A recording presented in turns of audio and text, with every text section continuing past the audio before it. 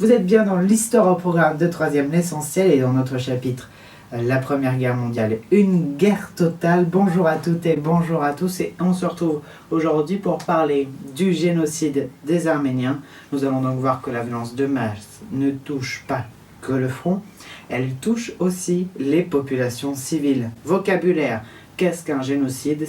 Notion très importante, c'est le massacre programmé d'un peuple en vue de les supprimer totalement en raison de ses origines ethniques ou religieuses. Et nous allons parler de celui des Arméniens, donc, qui eut lieu en 1915 dans l'Empire ottoman, un peu avant donc la bataille de Verdun qui eut lieu en 1916.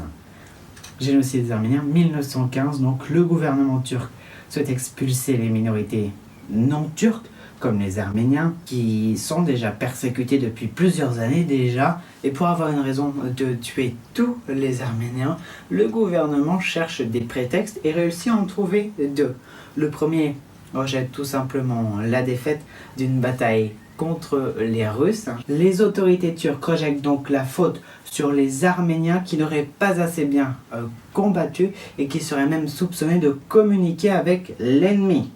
Le deuxième prétexte vise, lui, à condamner les Arméniens qui sont à l'arrière. Il soupçonne justement l'arrière de préparer une révolte contre les Turcs. C'est totalement absurde parce que tout le monde est engagé dans la reconversion industrielle, hein, vous le savez, et qu'en plus les Arméniens sont une minorité et que c'était donc peu probable.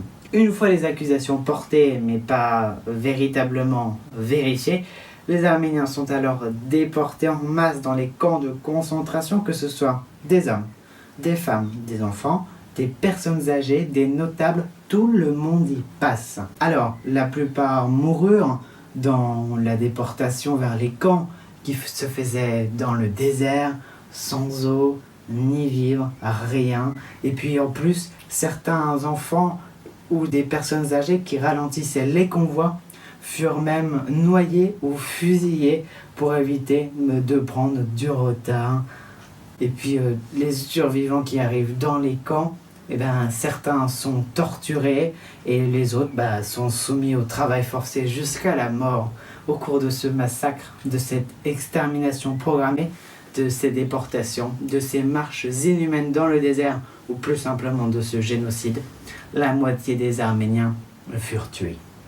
En résumé, le génocide des Arméniens, c'est en 1915, le gouvernement turc souhaite éliminer les minorités non turques, comme les Arméniens, petits peuples chrétiens. Pour les éliminer, on trouve deux prétextes: collaboration avec l'ennemi qui aurait engendré la défaite d'une bataille contre la Russie, et puis préparation d'une révolution à l'arrière. Puis les Arméniens de tout âge sont ensuite déportés vers les camps de concentration. Et au final, la moitié des Arméniens moururent soit durant la déportation qui était déjà atroce, soit dans les camps de concentration où ils étaient soumis aux travaux forcés. On se retrouve très vite pour parler cette fois-ci de la révolution russe. Je vous souhaite à tous une excellente fin de journée et à très vite.